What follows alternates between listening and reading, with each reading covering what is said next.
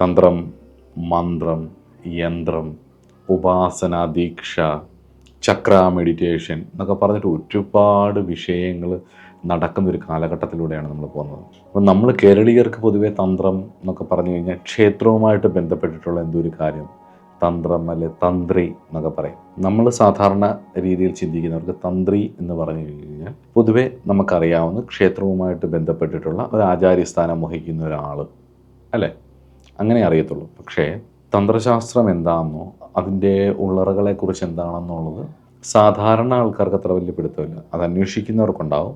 എന്നാൽ ഉപാസന ചെയ്യണമെന്ന് ആഗ്രഹമുള്ളവർക്കും ഈശ്വരോപാസന ചെയ്യണമെന്ന് പലർക്കും പലതരത്തിലുള്ള ആഗ്രഹങ്ങളുണ്ടാവും. അപ്പോൾ സ്വാഭാവികമായിട്ട് അന്വേഷിച്ചിറങ്ങുമ്പോൾ കിട്ടുന്ന പുസ്തകങ്ങൾ, തന്ത്രം എന്ന് പറഞ്ഞ് നമ്മുടെ കയ്യിൽ കിട്ടുന്ന പുസ്തകങ്ങളിൽ പലതും മാന്ത്രിക വിഷയങ്ങളും ബ്ലാക്ക് മാജിക് റിലേറ്റഡ് ആയിട്ടുള്ള കാര്യങ്ങളോ അങ്ങനെയൊക്കെ ആയിരിക്കും നമ്മൾ കാണുന്നത്. പ്രത്യേകിച്ച് വെസ്റ്റ് സൈഡിൽ നിന്നൊക്കെ അടിച്ചു വരുന്ന പുസ്തകങ്ങളാണെങ്കിൽ പൂർണ്ണമായിട്ട് സെക്സ് റിലേറ്റഡ് ആയിട്ടോ അല്ലെങ്കിൽ അങ്ങനെയുള്ള കാര്യങ്ങളാണ് കൂടുതലും പറയുന്നത്. ഇതൊക്കെയാണ് തന്ത്രം എന്നാണ് നമ്മൾ ധരിച്ചു വെച്ചിരിക്കുന്നത്. അപ്പോൾ നമ്മൾ ഇതൊക്കെയാണോ തന്ത്രം, അല്ലെങ്കിൽ വാസ്തവത്തിൽ എന്താണ് തന്ത്രശാസ്ത്രം, ഇതിൽ ഉപാസന എന്താണ്? ഇപ്പോൾ ശ്രീവിദ്യ ഉപാസന, കാളി ഉപാസന, ദശമഹാവിദ്യോപാസന, ഭൈരവോപാസന എന്നൊക്കെ പറഞ്ഞിട്ട് പല കാര്യങ്ങളും നമ്മൾ കേട്ടിട്ടുണ്ട്. പക്ഷേ നമുക്കിതിനെപ്പറ്റി ഒരു വ്യക്തമായൊരു ധാരണയില്ല. ഈ ശാസ്ത്രത്തെപ്പറ്റി ഒരു വ്യക്തമായൊരു ധാരണയില്ല. അപ്പം ഈ ശാസ്ത്രം വേദം പോലെ തന്നെ അത്രയും പഴക്കമുള്ളതും അദ്വൈത ദർശനത്തിൽ മോക്ഷത്തിൽ ഉറച്ചിട്ടുള്ളതും എന്നാൽ സാധാരണ ജീവിതത്തിലെ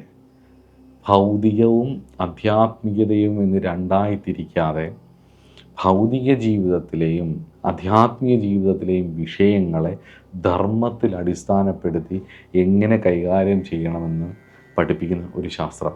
ബേസിക്കായിട്ട് പറഞ്ഞാൽ അതാണ് തന്ത്രം. ഇതിൽ സാധാരണ വിഷയങ്ങളും കൈകാര്യം ചെയ്യും. നമ്മൾ വളരെ ലളിതമായിട്ട് തോന്നുന്ന ചെറിയതായിട്ട് തോന്നുന്ന കാര്യങ്ങളും ഇതിലൂടെ കൈകാര്യം ചെയ്യുന്നുണ്ട്. എന്നാൽ പരമമായിട്ടുള്ള പരാവസ്ഥയിലേക്ക് എത്തുന്ന, പൂർണ്ണതയിലേക്ക് എത്തുന്ന, അൺമാനിഫെസ്റ്റഡ് ആയിട്ടുള്ള കോൺഷ്യസ്നെസ്സിലേക്ക് വിലയം പ്രാപിക്കാൻ വേണ്ടി ഫോക്കസ് ചെയ്യുന്ന പ്രാധാന്യം തന്നെയാണ്, മോക്ഷശാസ്ത്രമാണ്. അപ്പം അതിനു വേണ്ടിയിട്ട് അനവധികളായിട്ടുള്ള സാധനാ സമ്പ്രദായങ്ങളെ ശാസിക്കുന്ന മേഖലയാണ് തന്ത്രശാസ്ത്രം.